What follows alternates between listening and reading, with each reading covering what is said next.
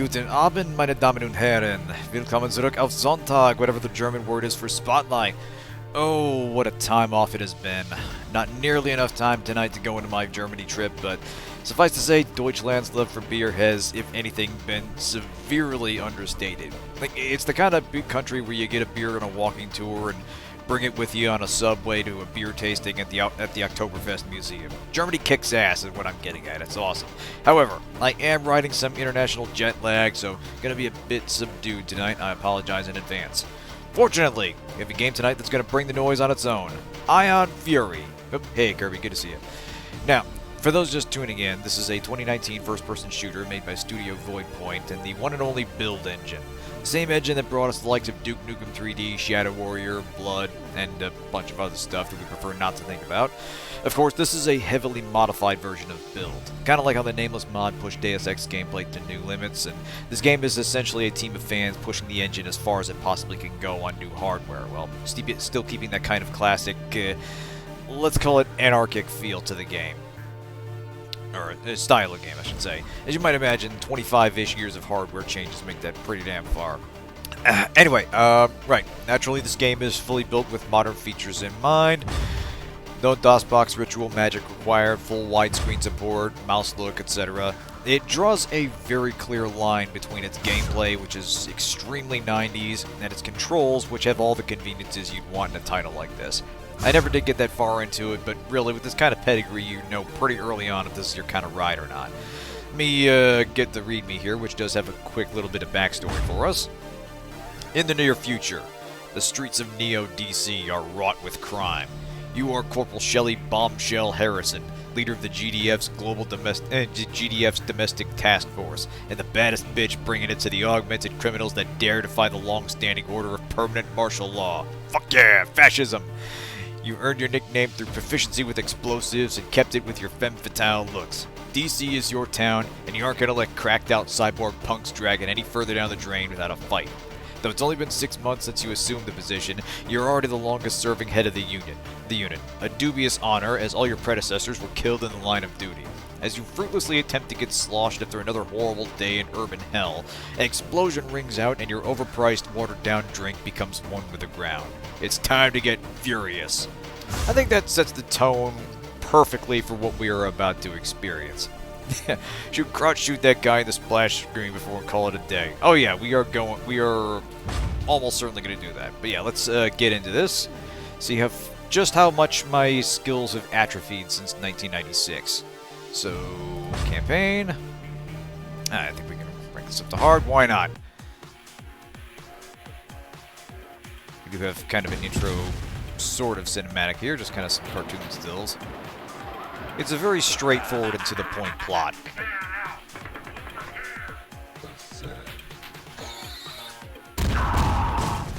So yeah. Cyborg attacking. There's our hero. And there's her solution to the problem. Like I said, it establishes very quickly, very early on, what kind of game we're looking at here. Let's get busy. You're lucky I can't fit a grenade launcher in my bag. Alright. So it's not a proper build engine game if it doesn't start with an explosion. But right away you can see that we're working with a much more sophisticated version of the engine. I forget exactly which variant this is, but we're dealing with some actual polygonal models here rather than just pure sprite models for everything. There's a lot more attention to detail, a lot more depth of detail in these scenes. It's basically everything you would want from a build engine title, except a lot more of it. Anyway, let's get some combat going.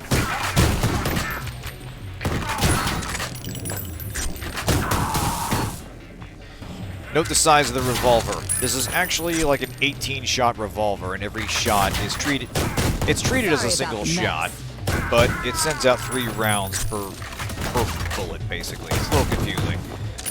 But yeah, this is exactly the kind of future you would see in like a 90s cyberpunk post-apocalyptic movie. Probably starring Dolph Lundgren or something. Yeah, this is Duke Nukem style. This is absolutely aping the style of those. Gotcha. Oop, there you go. Got it. Blue access card, excellent. Yeah, this is absolutely aping the Duke Nukem style, the same level of interactivity. So you can see here we can just grab drinks off the counter. So you see here, we do have some sprite work, but it's a lot more sophisticated. So it's sort of... Actually, that might be a polygonal model. Let me jump on here. So yeah, you can see there the drinks are definitely still sprites and such, but things you can interact with are usually a little more obvious. Let me see. Yeah, we can drink the cocktail right there. Can we drink the liquor? Yes, we can. Fuck yeah. Oh, man. Working vending machines, which we can get stuff from so we can heal up. Excellent, excellent. We have a working arcade machine here. I believe this opens up a secret. If we time it just right. Hey, there we go. I Nice. spray, you pray. That gives us our second weapon. Actually, our third weapon. We do have this stun baton here. Yeah, we have our Loverboy revolver. And this automatic, submachine gun, which I believe sets dudes on fire. Oh yeah! Oh, this is awesome. Say my name. All right. Now then. Let's see. Can we interact with toilets? Yes, we can. Well, we can't flush them, but we can still play around with stuff in the environment, which is another hallmark of those old games. There was just one thing that really made them stand out at the time, and bear in mind that Duke Nukem was 96, I believe. He had Dick's Secret Stash. That's exactly the tone we're going for. But yeah, what distinguished Duke Nukem and, Shadow Warrior and Blood from the likes of Doom and such is that they were trying to have some kind of... I hesitate to say realistic, but they were trying to represent locations that might actually exist in the world, with areas that had obvious functions, whether it was like a bookstore or a strip club or like I'm trying to think of other locations, like they went to a bank in one level. They were trying to represent... This is a public service announcement. Return to your homes or face death. We have taken over this. They were trying to represent levels as some... Oh, fuck. Ow. Okay. That was a terrible, terrible idea. Yeah, they were trying to represent levels as something other than just game You're space. lucky I can't fit a grenade launcher in my bag. Which wasn't something games did a lot back then. Like, it was a while before they kind of broke out of that Doom mold and stopped aping it, and started experimenting a bit more with what the genre could do, and having some proper... Como arigato, Mr. Roboto. having some proper level design to help tell the story.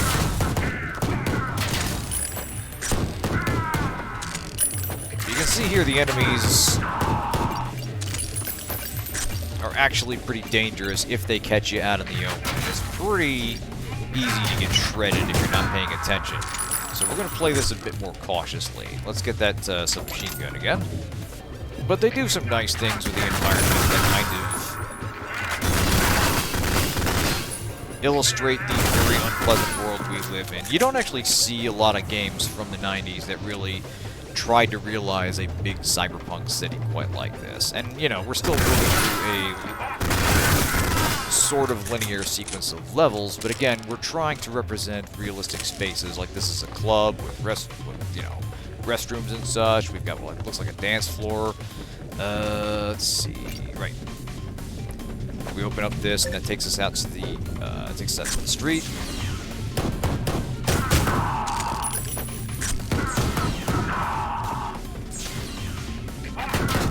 Laputin machine. Laputin machine, nice.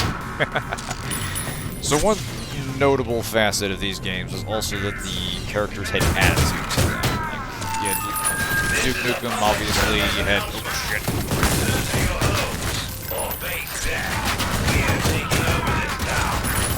You had Lo Wang, and you had Caleb from Blood. One good spill deserves another. Your blood for my drink. And while a lot of that has not aged well, obviously, there's a certain... Talk shit, get shot. irreverence to them that's kind of necessary for this kind of game. Where are they at? We need to start being more careful with ammo here.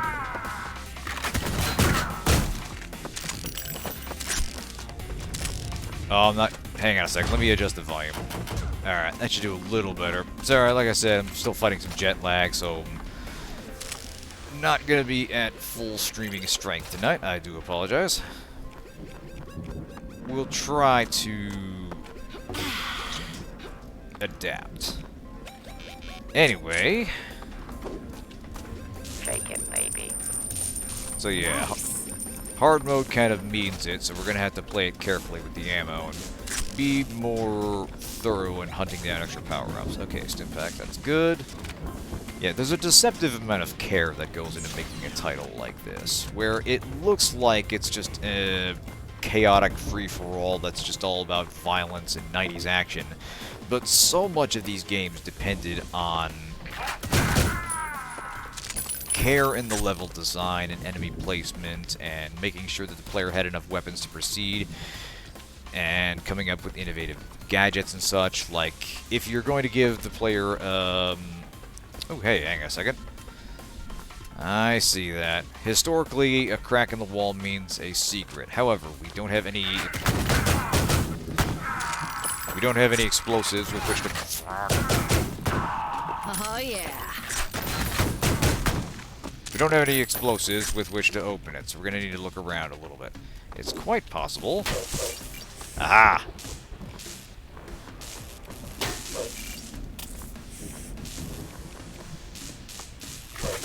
Once again, getting off base here, but this is the kind of game where there's kind of a lot to talk about, and it sort of hits you with a lot all at once.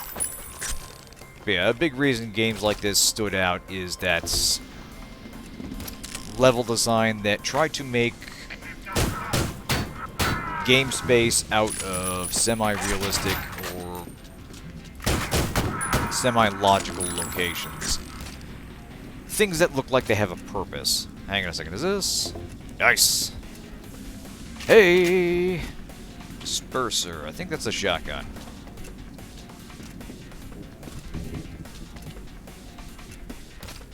This game's rather notorious for having a ton of secrets, some of which are downright fiendish to find. Hey! That might be the shotgun we're looking for. Damn. Might need to start using my stun baton. This is my boomstick. Oh, damn.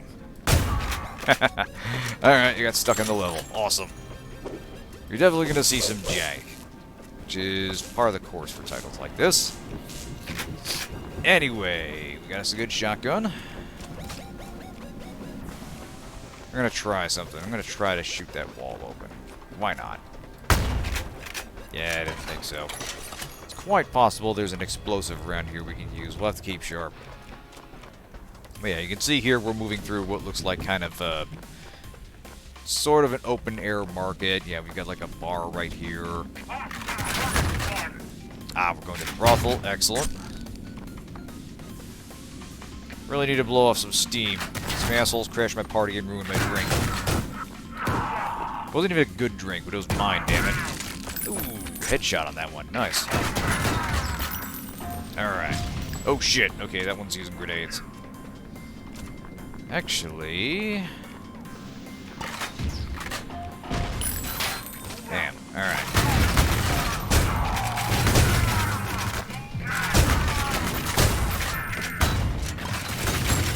God damn. Okay. Fortunately, we do have that Doom-style limit runner speed. Unfortunately, I'm getting caught on the environment. Ah, shit. Alright, now. Too many things to get caught on out there. We're going to have to play it a little bit more carefully.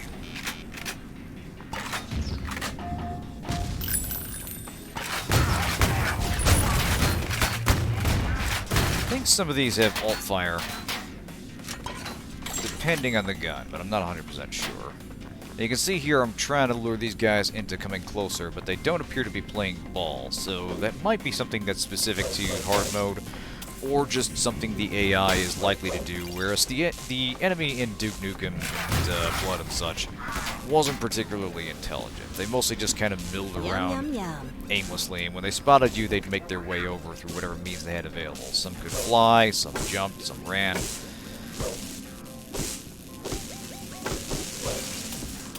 but it wasn't what I would call intelligent behavior. Whereas these guys at least try to avoid getting shot. So we're gonna need to get a little bold here if we want to deal with them.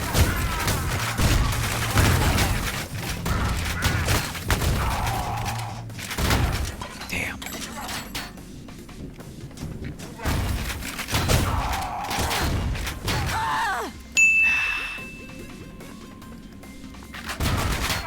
Fortunately, the shotgun seems to be reasonably effective at long range. You can see here we're bringing those guys down without too much spread on the shells, which is very nice. You usually don't see that in a video game shotgun. Fortunately, there is some spread for along.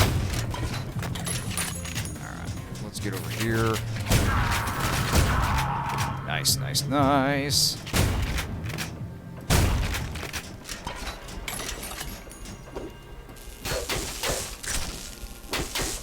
Out of the way, bugs.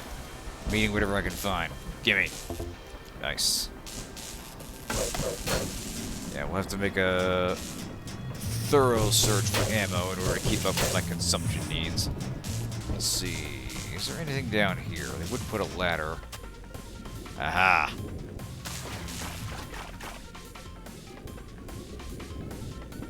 Another thing I distinctly remember about the build engine is that its underwater levels were basically they were like the water surface acted as a teleport, and the water was essentially a room with zero gravity and with the water condition where you would eventually run out of air unless you had like an oxygen tank or something. And it led to some interesting yes, see I started taking damage there. It led to some interesting quirks in the physics engine. Like the way projectiles worked underwater, or the way enemies behaved if they were under there. Because you could put enemies down there, and they, unlike you, didn't have an oxygen meter. And even enemies that were meant to be in the water, like sharks and such, you could put them on land without any problems whatsoever. And they'd just kind of swim around and do their usual thing. Let's see here. Anything here? Anything here? Now this is a big change from those other games, where this is actually kind of a connected levels, where you actually can go back and revisit old levels just by backtracking. It's more like Half-Life style, where it's like this seamless, interconnected world, and you move from one episode to the next by directly traveling through the level rather than hitting a big end-of-level switch. And that's kind of nice. That gives it more the feeling of being this big thing you run around exploring, rather than just... Oh! Okay. Alright, they're not gonna give me time to relax here.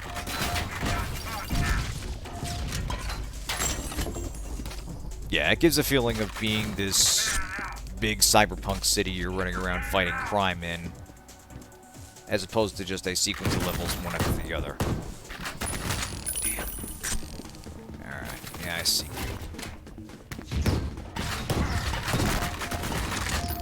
Nice, nice, nice. I like the punch of this gun. It's basically a magnum. Shit, okay. Where are you? Ah! Well.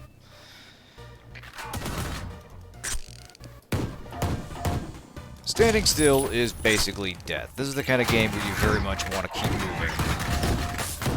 And if you can't see what's shooting at you, run around at like Mach 10 until you can figure it out. Nice. Alright. I fell down.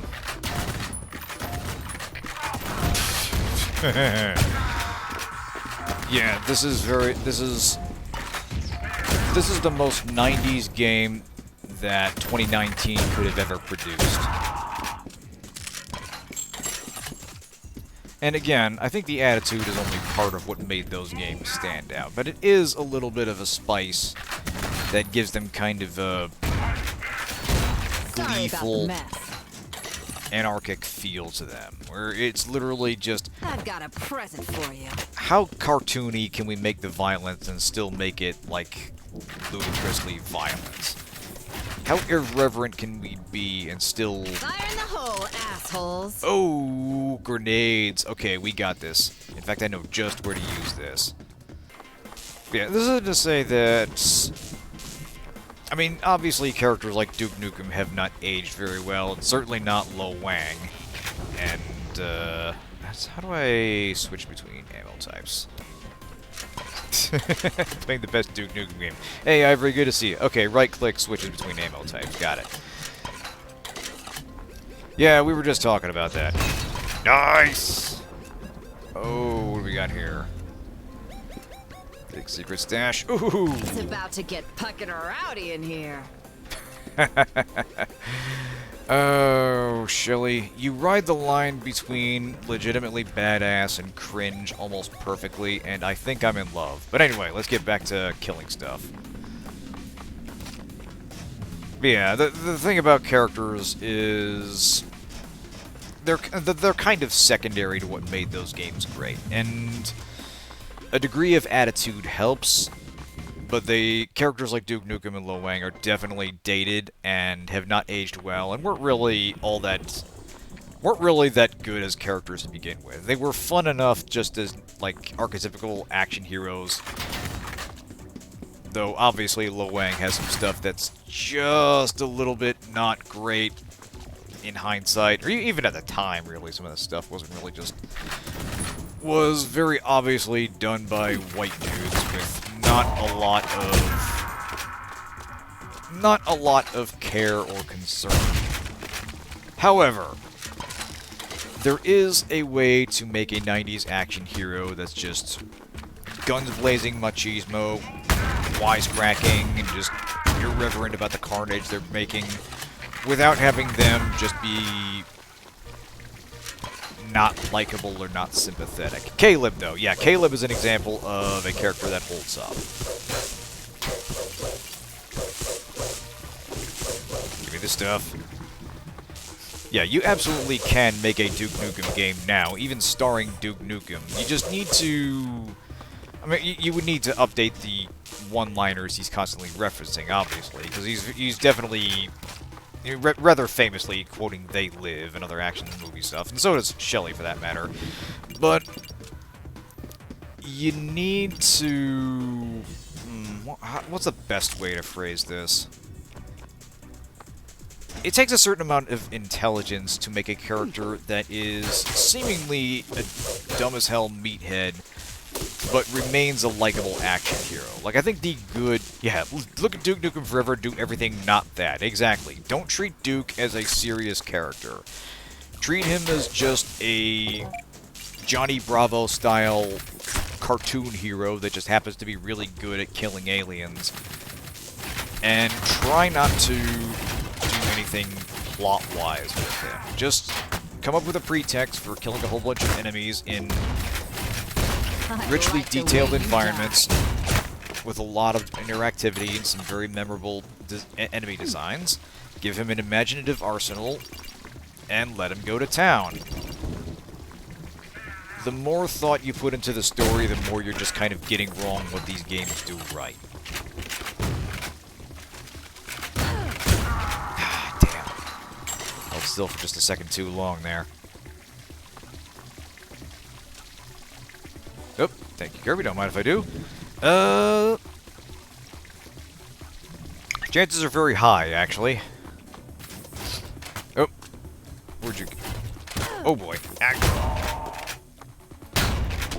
But yeah, to summarize my rambling, you absolutely can make a modern action game with an irreverent, wisecracking hero, and this is a perfect example of that.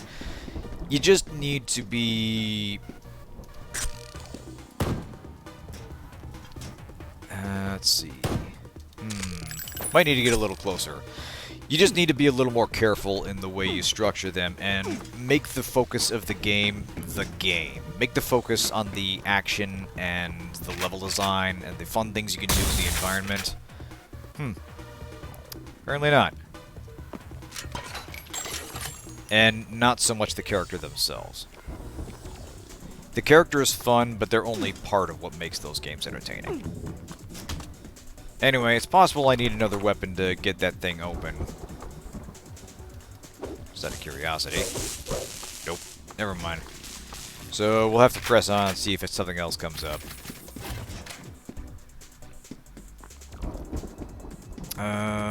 Right, I think I go up this way. Yeah, that's right. There was supposed to be some weird canonical connection to the Duke Nukem franchise, which seems ill-advised, to be perfectly honest. Like, I think it's perfectly fine as kind of its own standalone action thing. Nothing that laying down another beating can't solve. Ah, okay. So yeah. Ah, so we can use the baton to power these on. Nice. A shocking development, if I do say so myself. Haha!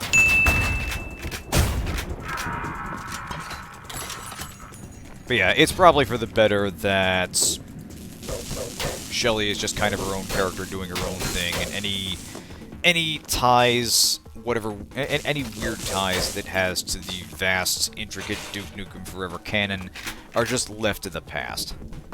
She first appears in Duke Nukem Alien Armageddon, was supposed to be in DNF, and was spared that fate to get 2 games everyone has said. Oh, that's right, they are making another one of these. Yeah, let's see. What did I power on? I think I gotta go up. Oh, wait, no, I'm a dummy. There's a door right here. Yep. Oh. Oh. Once again, Aren't you on your knees yet? don't treat perception as a dump stat, folks. Bad things happen. Oh, shit. Okay, we got flyboys here.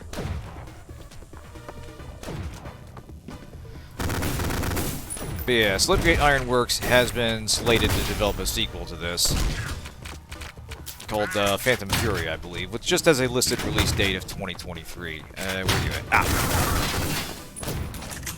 3D Realms is the publisher, and like I said, it's kind of best to think of this as just done with 3D Realms' blessing, but mostly just doing its own thing that just happens to ape the style and the feel of those old games. Yeah, life does not offer respecs. I see you.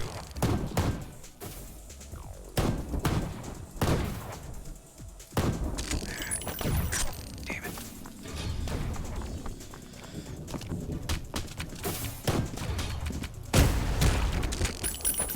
Cheeky little bastard. Anyway.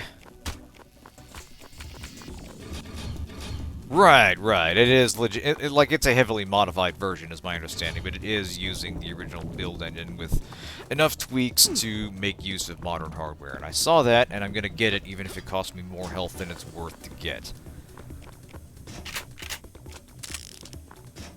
Like, I made the comparison to the Nameless mod at the start, and I feel like this is going a lot further, largely because it's a bigger technological gap, but doing the same thing where it is taking the engine and seeing what you can do with it on modern hardware. And honestly, I think that is an extremely underrated approach to game design, is that you're taking something that is deliberately dated. I mean, obviously more developers are doing... Sit down, little girl. This is your final warning. What are you gonna do? Send me to my room? Right. That would appear to be our bet. Uh-oh. Uh-oh, we got an Unreal room here. Oh boy. Oh, this is a problem. This is a huge problem. Yeah, we need to... Uzis here. Where's those? Wrong button. That's the stuff. Here we go.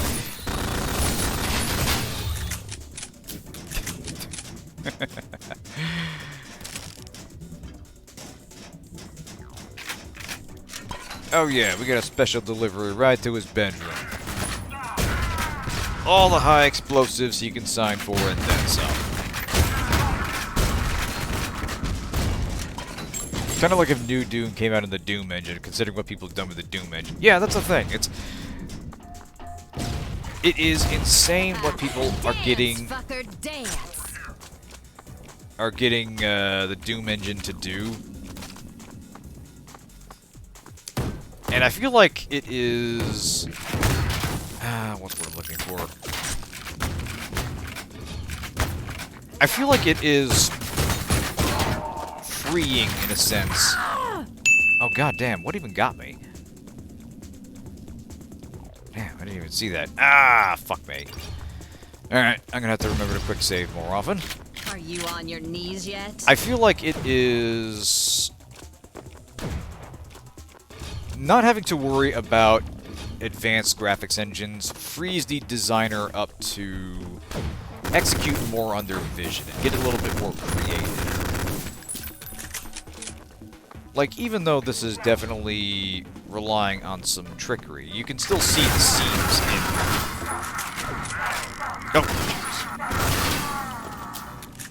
You can still see the fact that this is relying on some pretty dated technology, but the fact that it's got this unique style to it, it's got this coherent vision of a cyberpunk city, it's got this insane level of detail, these imaginative enemies, solid arsenal. There's just top-to-bottom great design in this game, and none of it relies on hardware that's going to break the bank. And I feel like that is...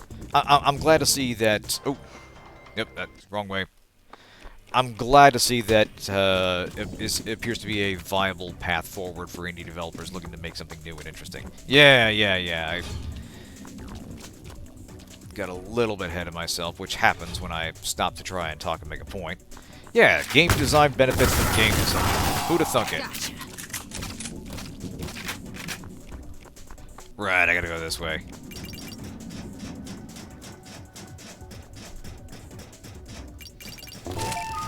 Sit down, little girl. This is your final warning. What are you gonna There's do? the medkit Send me button. to my room? I'm almost positive this particularly is an homage to Unreal when the first scar pops up. I could be mistaken, but it has that feel to it. Obviously, we're dealing with a much different enemy.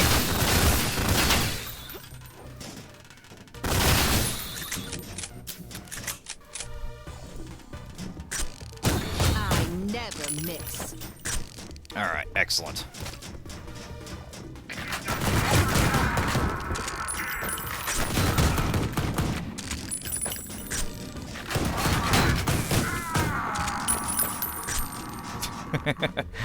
That's the thing. It's a little hard to top the Scar in terms of an intelligent adversary. Those things want your ass dead, and they are fully... Hold on a second. Nice. They're fully equipped in... They're fully capable of doing so. Nice.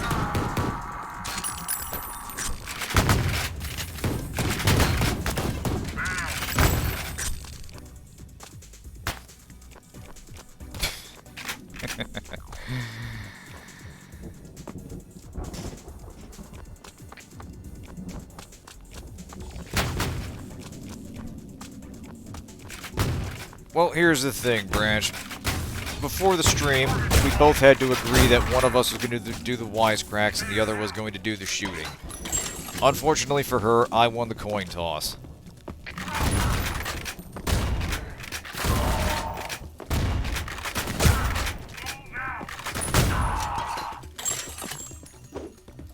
This is definitely the kind of game where it's almost better to try to aim by making slight adjustments and then popping out like strafing with the keyboard, rather than trying to precise aim in a hurry while under fire.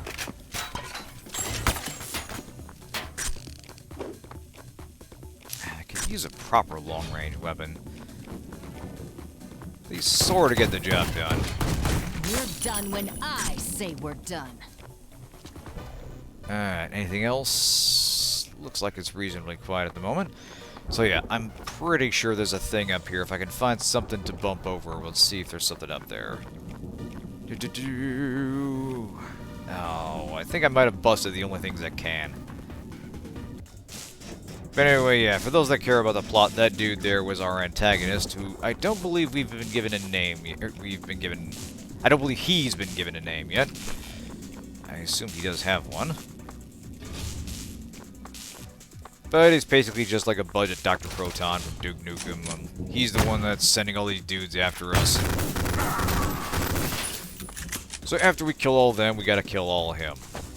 Classic hero's tale. You know how it goes. Oop.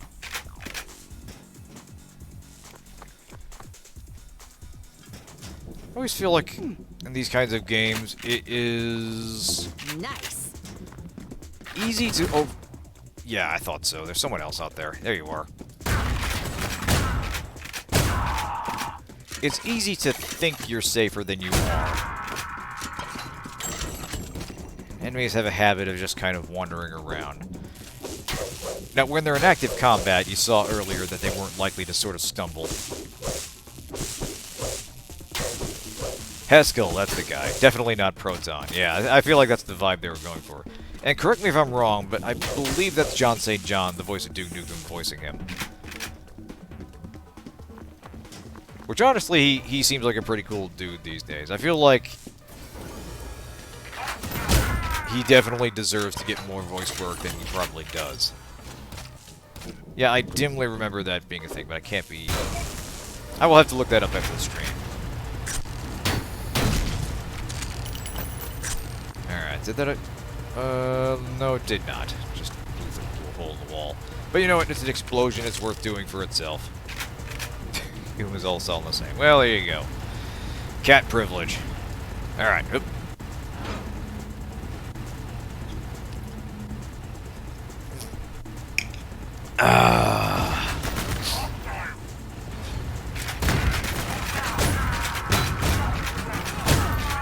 Ah, Jesus Christ. Okay.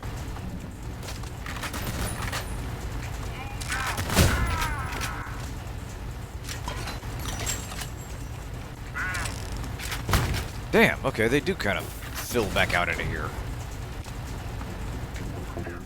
So I always kind of like this kind of level design, where you have one big area that you sort of repeatedly go through, making little changes, getting things that unlock things, and it gives a sense of kind of a situation unfolding as more doors open, more enemies show up.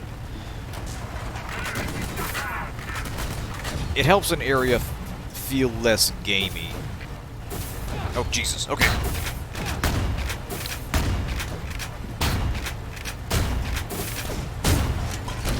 These things are a little too shifty. Ah, motherfucker.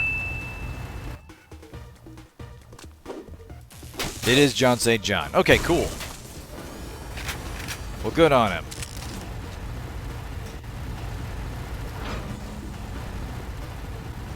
He's a good egg, that one.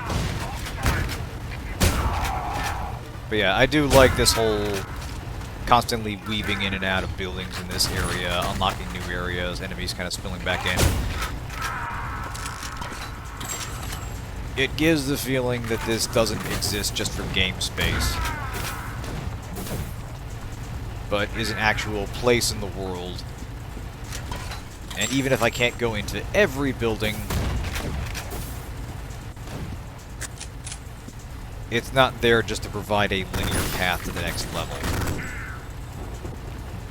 And you know, that can be a very subtle distinction for the game, because obviously all the game is meant to funnel you to the next objective in a sense, but little things can give a better illusion of freedom and mobility and less linearity that can liven up the game and make it a little feel more organic and make it feel a little more organic and interesting.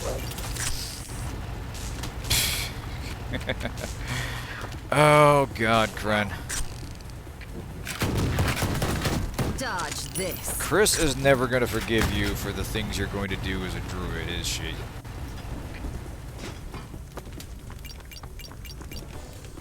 Can I drink that? No, it's just an empty bottle. If it's bees, I'm out. Fuck it. Oh, damn. Alright, let's save here. Now. There's enemies down there.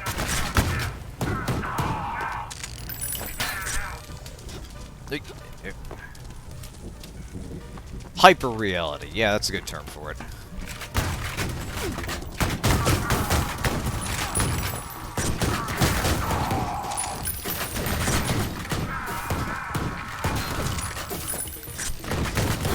Yeah, it just adds verisimilitude when an ostensibly real world or real world adjacent location doesn't have just one path forward, one thing I'm meant to interact with. You'll make a splash.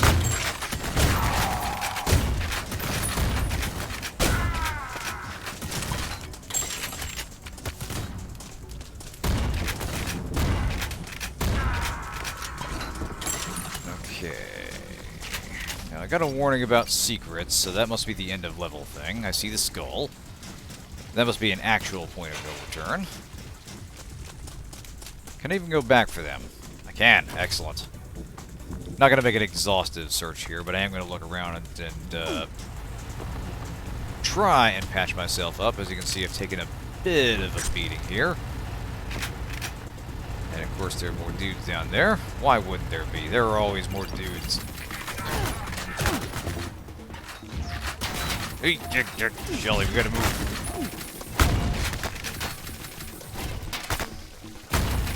That's not an autosave. I pressed a quick save button. Computer, you don't need to cover for me. That was on me.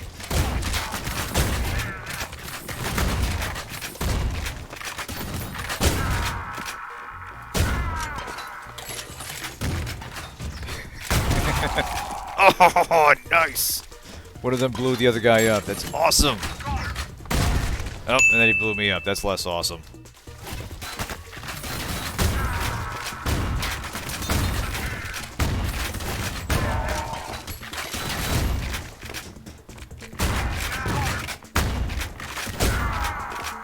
Yeah, this is kind of what I'm talking about with the feel of these games. That there's kind of a...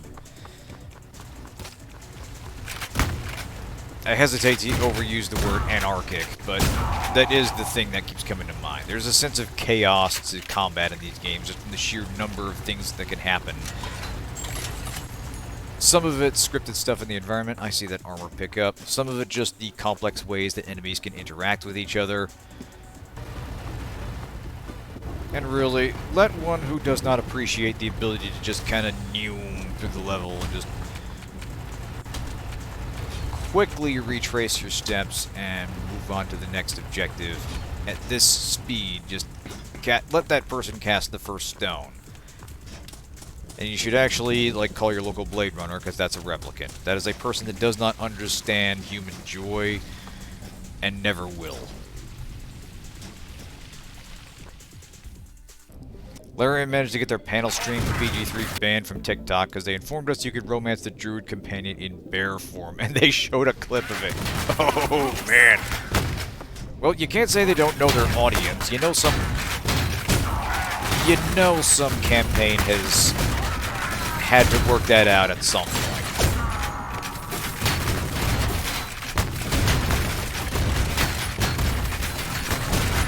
Ran into some situation with a deviant player who picked the Druid specifically for that, and then pulled an Airbud and said, well, there's nothing in the rules that says Druids can't do the deed in their animal form. God damn, okay. I was doing alright till I died.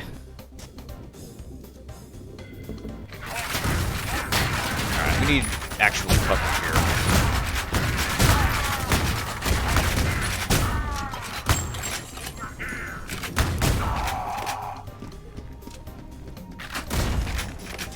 Still lacking a good precision long-range weapon.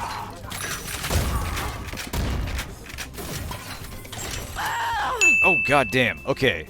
That dude's got a cross... Oh, no, I remember. Crossbows are nasty in this game. Don't let the fact that it's a crossbow fool you. That's the precision weapon I'm looking for, and it fucking hurts. Ooh, I think we had infighting there for a second. Dance, fucker, dance. Love the enthusiasm, Shelly. Keep it up. I'll try to be less scrub at this. Yeah, it looked like those two were shooting at each other intentionally for a second. Unfortunately, I do. I'll just have to power through it.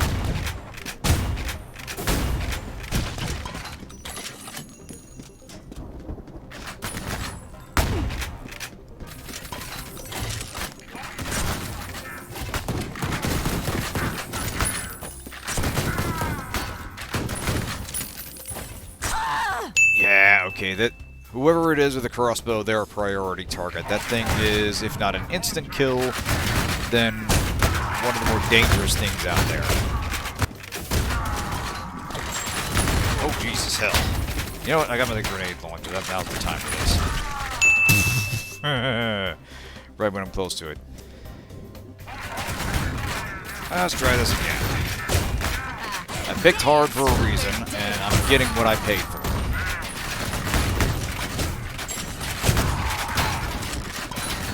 Remind me a little bit of Serious Sam, and that this game's definitely encouraged moving as quickly as possible and staying ahead of the projectile swarm and varying degrees of threat prioritization. Say my name. Actually, Sam's kind of a good is another good example of a Duke Nukem style character with all the machismo, but none of the sexism, or not as much of the sexism. I honestly think he's actually they finally found a good spot for him in the 4th game. And despite the fact that he's voiced like an idiot meathead, they play off the character in fun ways that make it work. Oh, what are you? Okay, you're just a shotgun.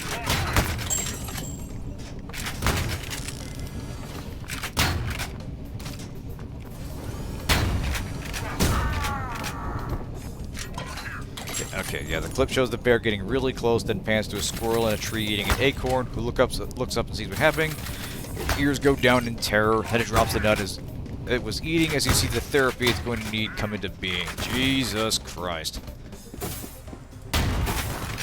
Oh, fuck. Okay, those things are bastards, and you need to die now. Okay, let's save. One more guy out there. Probably several. There you go. As I knew I could count on you.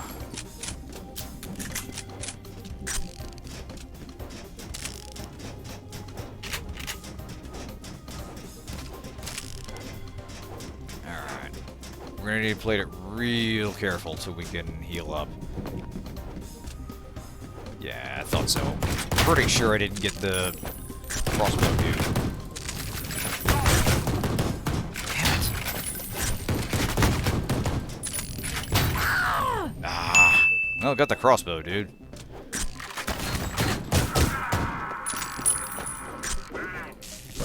Appears to be some randomization, because I think that guy dropped the small healing item first, and then I killed him that time and he didn't.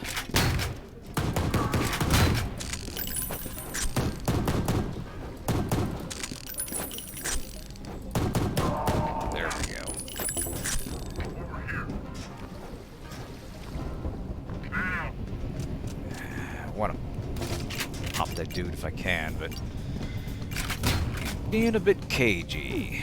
Oh, you're not. Worthless consumer models. All right.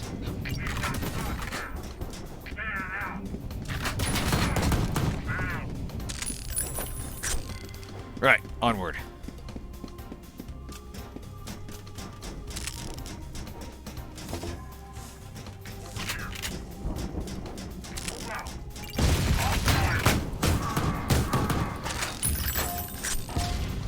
But yeah, even in a level like even in a level like this, which appears to be some kind of sewer level, the bane of every video game, you can still make one with a reasonable degree of that encourages a reasonable degree of mobility and open approaches to combat with lots of angles of approaches, ways you can safely deal with enemies, but also ways they can quickly overwhelm you if you're not careful.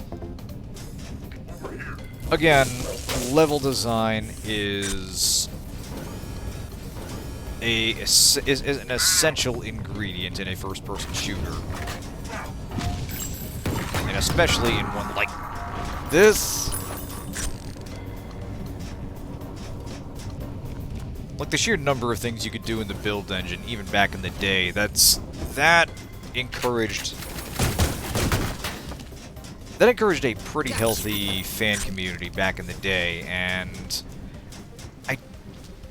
I don't know if this began as a fan-made product or if these were professional developers that knew what they were doing. But this has the feel of something that started as kind of a... This has the feel of something that started as a fan campaign and then kind of ballooned into its own thing. I don't know if that's the case, however, because this obviously is an extremely polished product. And it's clear that the developers knew what they were doing. So if it started as just custom levels for Duke 3D that sort of took on a life of their own, they have hidden that very well. But yeah, there was, and I think still is, a pretty big community that works in the build engine, just making old stuff or making levels and, you know, fan modifications for Duke Nukem 3D. Like, I really got into the build engine back in the day. I wouldn't say I always knew what I was doing, but with a little bit of knowledge and a little bit of reading, you could come up with... You could very easily create levels that did more than even the base game did. Come up with innovative combinations of triggers and props and set pieces to get the game to do things it wasn't really designed to do. Like, for a while, I was legit trying to make the... Oh, hey. I was legit trying to make the GUE tech building from this text adventure called The Lurking Horror, which is still one of my favorites in the genre. And obviously, it being a first-person shooter, that sort of limits your ability to interact intelligently with the game world, other than by shooting things. But I got pretty far along into it. I actually did replicate nearly the entire game map, and even had some primitive computer functionality by using essentially blank rooms with cameras pointed at them to simulate email exchanges and such. And some real basic triggers that loosely simulated events in the game, like the attack at the Weather Dome or the dream sequence.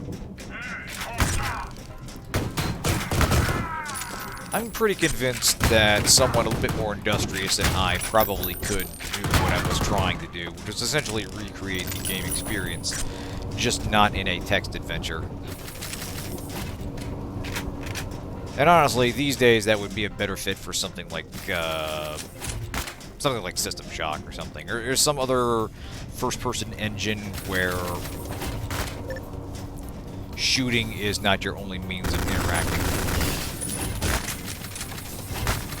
Hey! Oh. Okay. Important note, they can still shoot at you when they're on fire.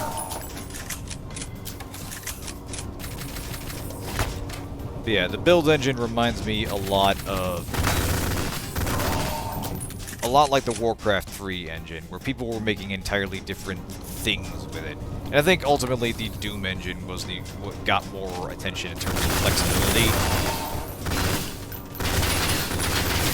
Domo arigato, Mr. Roboto. But of the two, the build engine was a lot easier to use. Like, one thing I do remember vividly is that you could actually demo the level in the editor without having to load it in the game. Like, you could hop into a 3D representation of the environment and adjust textures manually, whereas I don't think that was a thing with original Doom editing. That might not have been the case with later versions of the Doom engine, but I remember that being kind of a problem then.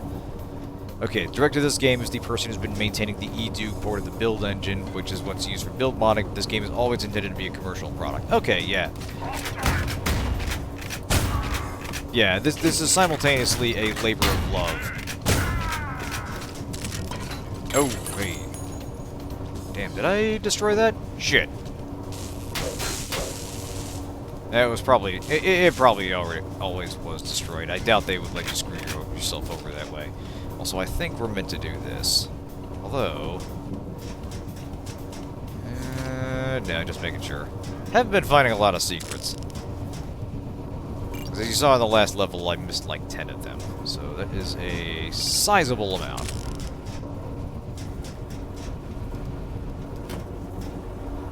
But But yeah, you can usually tell when a game was designed with affection for the original property. They get it. They understand what games like Duke 3D and Blood were all about, what made them special, what made them work, and set about trying to make something that looks and feels like them, but also kind of feels like its own thing, and is doing a lot more in a mechanical and gameplay sense. And it's clear that it worked. Like I said, I feel like if you at all liked games like the original Shadow Warrior or Blood, Duke Nukem, it is a no-brainer. You have to give this game a try. And I feel like its overall... its concessions to modern accessibility, namely mouse look and such, make it a make it a very easy recommendation. Here we go.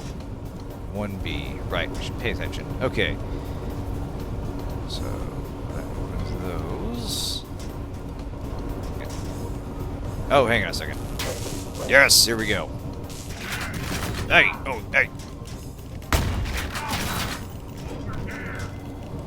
Wait a minute. That looked like a Half-Life level.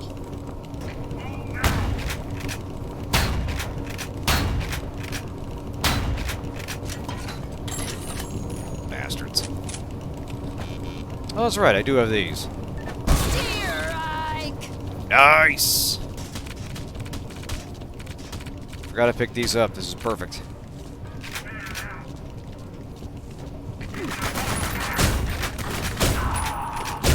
No, my mistake. Just kind of has that Half-Life office feel to it.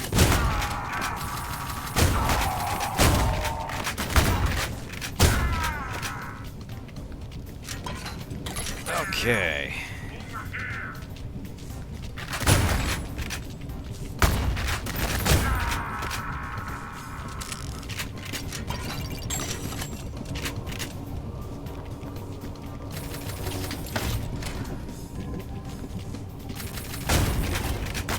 Oh! I see. I gotta pay attention to that sound of the crossbow racking up, which I assume is what that is.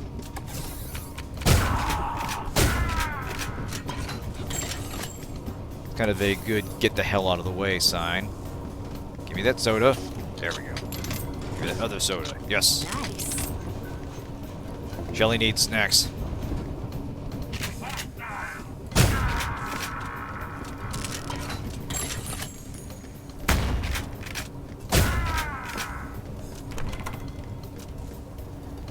I could do that, or I could just climb through the window.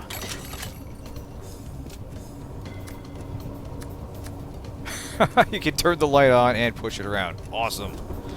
God, I love the silly little things these games let you do. Most of them don't really have any gameplay function. It's just fun things you can do with the environment.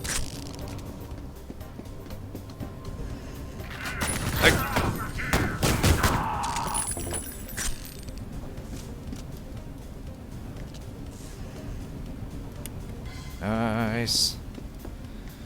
Oh, boy. Okay. Alright. Oh, I can fan.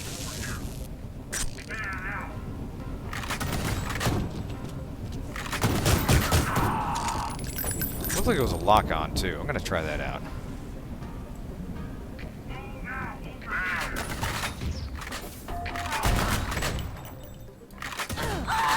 Huh. Okay, I think I gotta hold... Ah, okay. Oh, I really needed that. So you hold, lock onto a target, then you let go, and she automatically fires. I wonder, can I lock onto more than one target? Probably can. Ow. That's assuming they don't kill me. Okay, so it does automatically lock onto the enemy and fire. Interesting, interesting. Okay. I see what you're going for, game. Oh boy.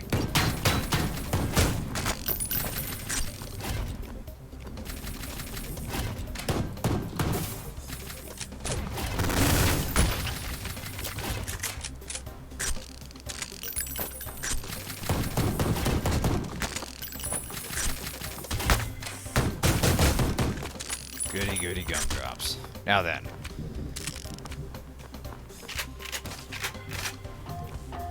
I heard that.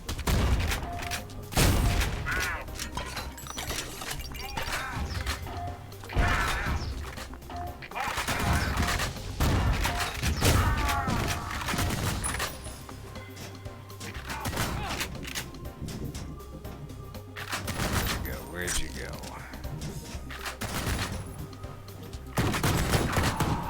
Beautiful. I've been talking about the need for precision weapons, but I really do like the general reliability of the pistol and shotgun in medium range. Despite the spread they visibly have on them, they're very handy general purpose weapons. Watching this with Mega Fire playing in the back, it's different. Hey, Pecco, good to see you. How's it going tonight?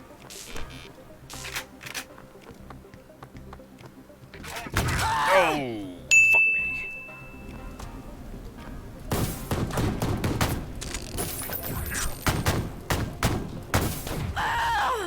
Those things are little bastards. There we go. I think I need to save the automatic fire for those little dudes.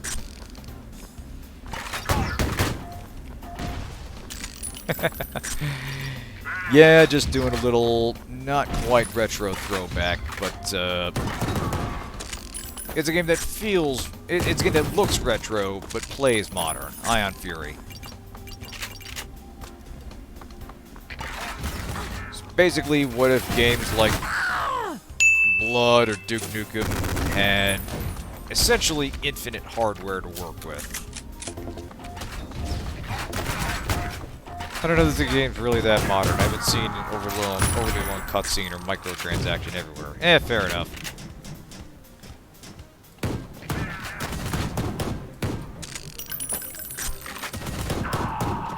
The game is a microtransaction. It's reasonably priced. Dodge this. Hell, the Steam sale's still on. I think it's like $10 now.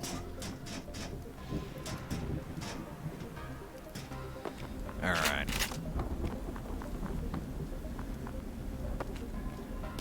Okay, I think the streets are clear for the moment. Really gotta make more use of these things. Like now, for instance. Why did it not blow up? There we go. Shit.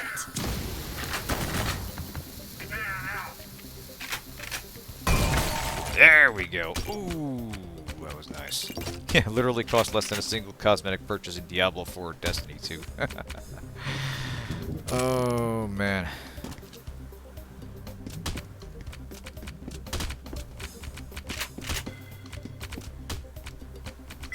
Okay, so there's a gold card. Excellent. Oh, hang on a second. Okay, so you can't manually cycle through... Can you? Hang on a second. The same button... Okay, this is kind of weird. The same button that cycles through camera angles also exits out of them if you just hang on this one, for instance. That did it. That time it did it. Whatever. Anyway. Now we have some semblance of a goal for this level. Let's go get that key. And I figure we'll call it a night after we get this wrapped up. Where are the paid knife skins? Well, it'd be a paid electro baton skin, but frankly, I'm quite happy with the one I got right here. Hey, there it is. Oh boy.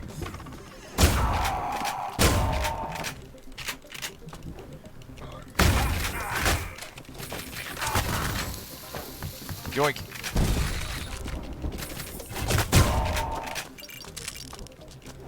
I like that little grenade.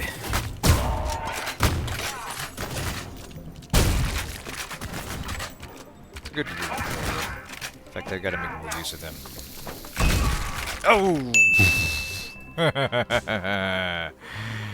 Oh, why does everything I love just turn around and gank me?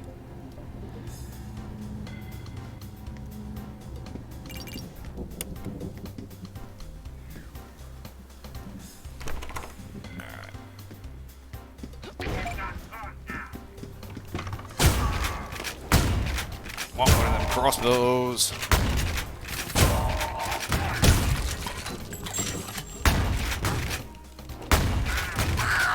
God damn. Yeah, they do not kid around on hard. You really do need to keep moving. And unfortunately in these tight corridors, that's kind of tricky to do. God damn. We're done when I say we're done. There's never enough ammo for these things. That's where the bowling ball became my best friend. Also, hello. Hey, Venom, welcome to the channel. Good to see you. Hey. Yeah, I can see why. This is definitely a situation where you want to toss something, then get back while the situation resolves itself. Like now, for instance. How do you like your ribs? Just outside the blast range, were ya? Oh wait, is that coffee? Give me that coffee! Damn it! No interactable coffee, 0 out of 10.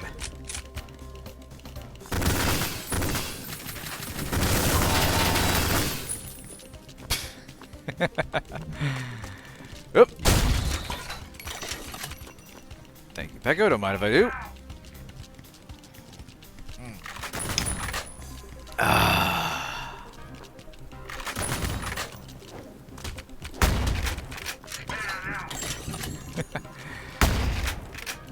Yeah, it took me a minute to recognize that they're basically sort of like a fuse-based version of the pipe bombs from DNF.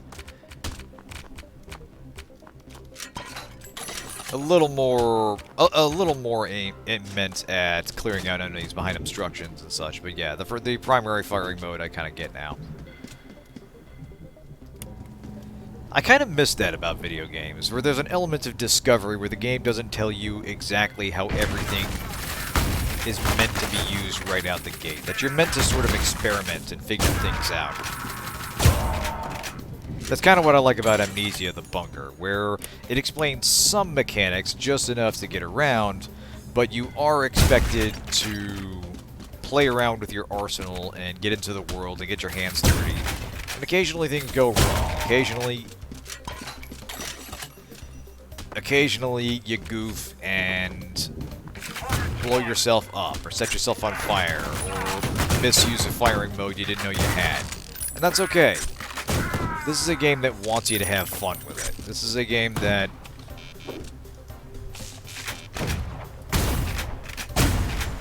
encourages experimentation and doesn't necessarily have one prescribed solution for a problem so much as a series of problems, and encourages you to responsibly manage your toolset or your inventory. Yeah, as long as you knew traits games in that era used, the idea of holding the charge or weapon is less common. Yeah, you don't see that too often.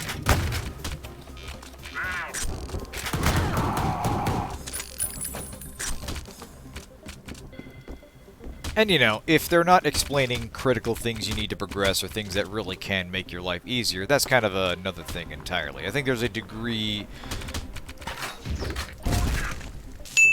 There's a degree of There's a difference between holding the... Did I just run out of ammo? I think it... No, I just scrolled an accident. There's a difference between holding the player's hand more than is necessary, and there's a difference between not holding the player's hand and not explaining basic gameplay elements. And it can be kind of a fine line sometimes. But a good game will trust the player to figure at least some stuff out on their own and play around with the things that the game gives them. Alright. Let's see if I can chuck one down there. Not quite. Not quite the range on them. That's okay. This has the range. Hold still. Not quite the range on you, huh? Yeah, we'll get closer. There we go.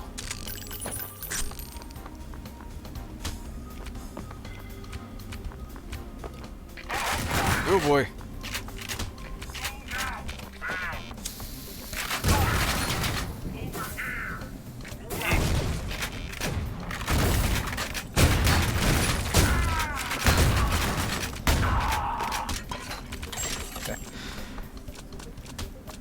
Oh, you played it on Switch. Oh, interesting. I actually didn't know it got a Switch port. That's cool. Like, I can imagine that took some getting used to. Like, as usual, there usually has to be some accommodations made for console controls. But this would actually be a good candidate for a Switch game. I feel like that has been kind of a low-key... what's the word I'm looking for? Kind of like a low-key haven for indie games and other things that might not justify a console release otherwise, but still have an audience. Oh boy, okay. Hey. Losing my train of thought here. Basically, I'm impressed with games that have found a new lease on life on the Switch.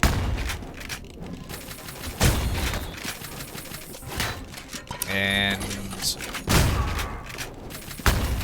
while it would take some getting used to want to play a first-person shooter on that, I do like that this game is available there. Because this does feel like that kind of... It's an indie product, but it's polished to a professional degree. And it's not technically demanding, but it is very sound in terms of game design. So yeah, I feel like that would be... I feel like that would be perfect for that kind of control scheme. They do 30 FPS standard, but the Switch has an exclusive Konami cheat code to get 60 FPS. Nice!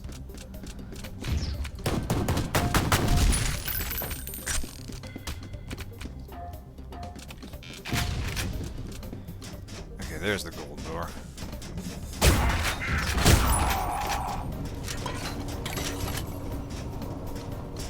But yeah, I've been impressed at the way indies have kind of found a second home on the Switch, and it's kind of a nice way to get them... for them to get more exposure than they otherwise would just being on, like, Steam or GOG or whatever. Oh boy! Okay. Boy.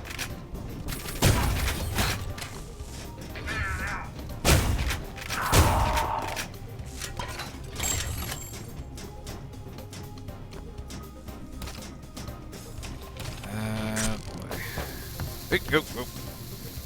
You just stay there.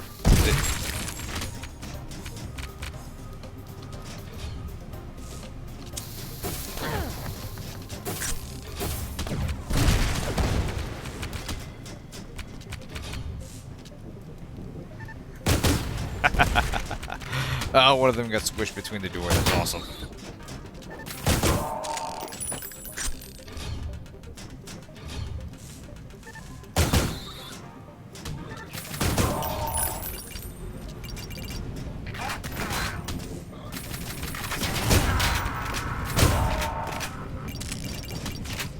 There we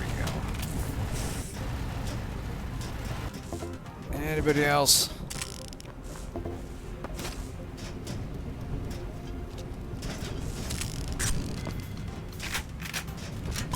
A bit understated here, but I think one other important element of good game design is if you can clear a room by the skin of your teeth, low health, low ammo and such, and still manage to find a way to, if it's still possible, to proceed.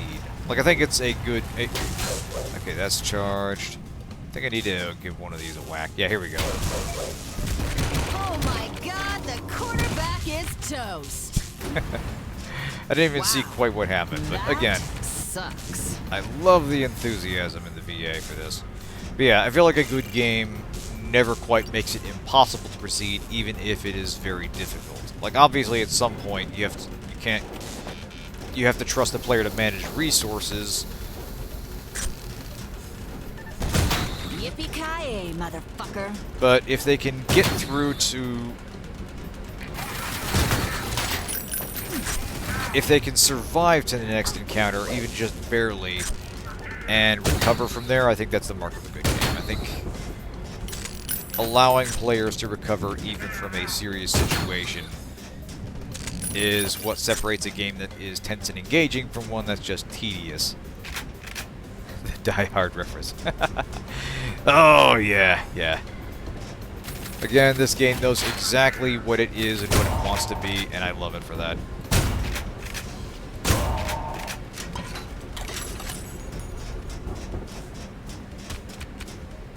Alright. I think I need to find the one that's active, and that'll blow me up out of the platform. Yeah, here we go. I never. It's one of those flyboys buzzing around.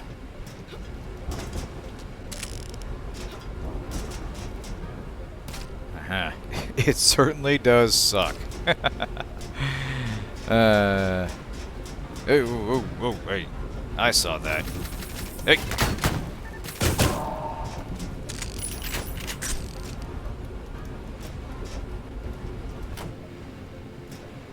Beautiful, beautiful. Let us proceed. Hey, hey. Oh boy.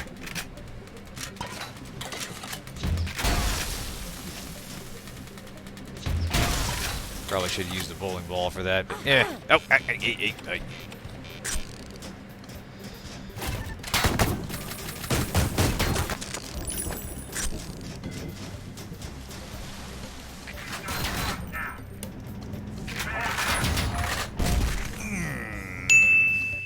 Oh, goddamn. How far back? Son of a bitch. Okay, did these go to the same one? I think they did. Yep.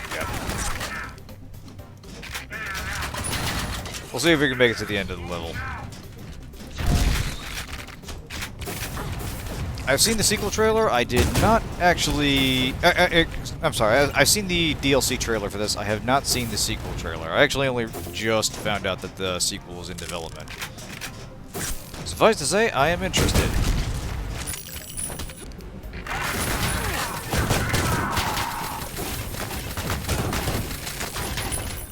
Ow, ow, ow.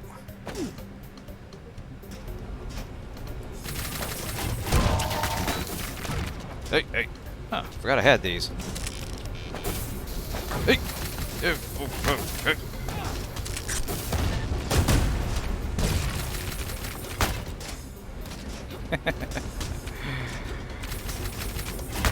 Oh, hey. There we go. Gotcha. Oh, they're actually going to try to tie it into the Duke Nukem games. Interesting. Again, I think they work well enough as kind of their own thing, but if they can make good on that in some way and play off it in some... If they can play off that in some entertaining way, then I'm perfectly fine with that. I have faith that they firmly understand what kind of game they're making and know how to avoid the usual traps with sequels. There we go.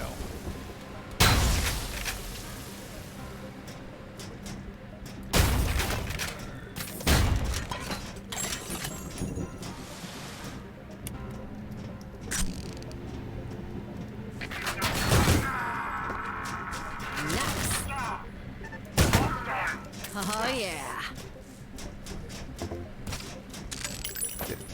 Get there. Oh, this looks bad.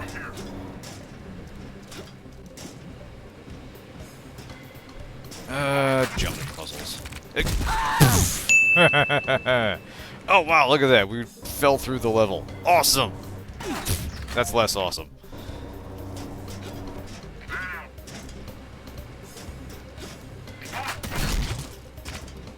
This isn't really the type of ventilation I specialize in.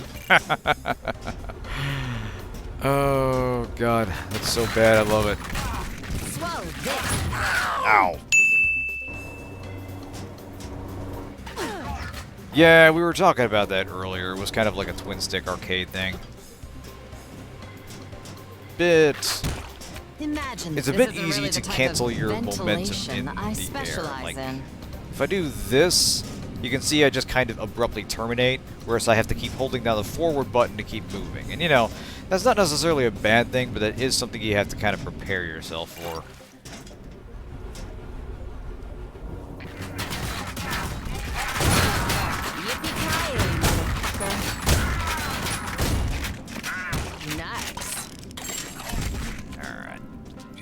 Beautiful.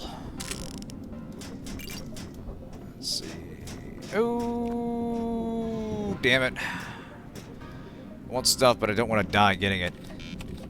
Gmod zombie run for training me well.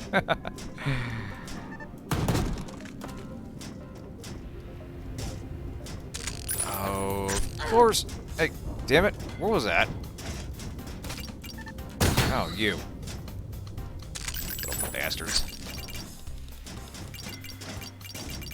Come here, you. I heard that.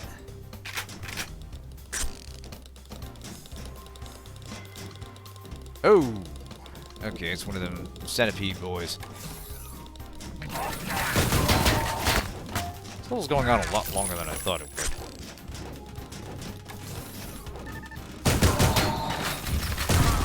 Ah, Jesus Christ. Where are my mines? Here we go. Okay, those things really do pack a punch.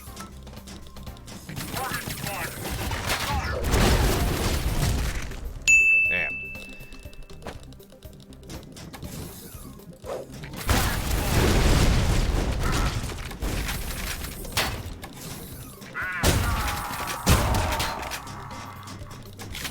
Hey, SMG ammo.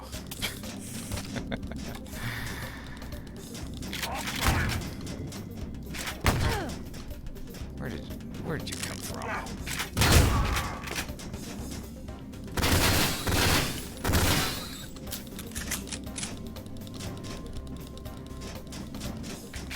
Ah, damn it.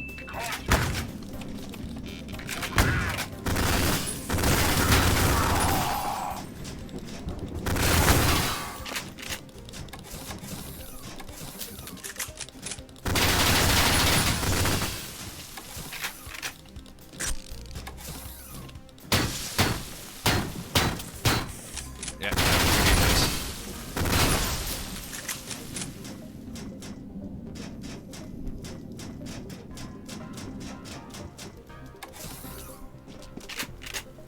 And now what?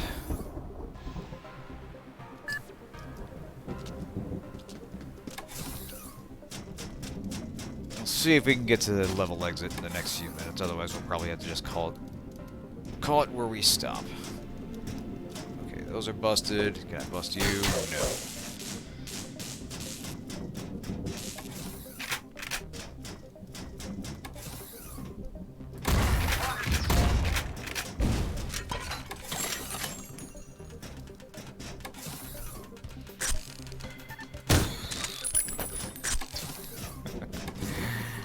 Thank you. Oh, I think this is the start of the level. Okay. Or at very least, I kind of remember this. Janitorial closet. I could be mistaken.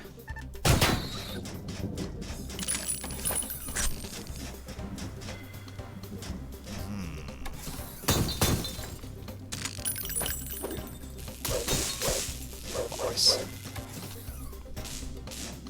Ah, here we go.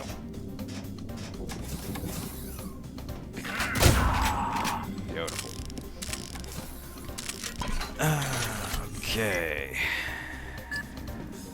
Should be a switch or something in here. Ah! There we do it.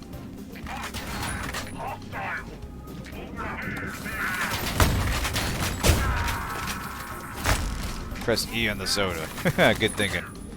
Yeah, every little bit helps.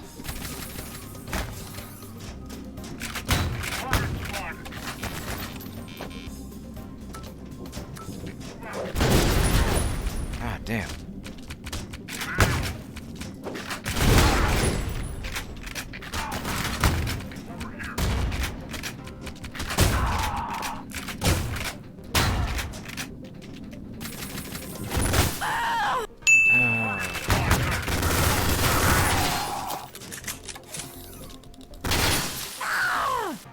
Okay, I think I'm gonna have to call it here. Unfortunately, it's getting kind of late and I'm just getting my ass kicked. I hope to finish the level, but I think you get the idea what kind of game this is. Thanks everyone for tuning in. Ion Fury is a great game if you're looking for that kind of old-timey build game experience, but with a modern... with modern controls and an easy without having to like run DOSBox or worry about widescreen and such. If you want a game that feels like an old game but is built to be accessible here in the here and now, this is exactly that kind of game. It's great, and I'm looking forward to getting more into it. I definitely want to check out the DLC and the sequel. Thanks everyone for tuning in. Have a good night. Yeah, I should get some rest. Jet lag takes a toll on the best of us. Have a good night, everyone. Thanks for tuning in.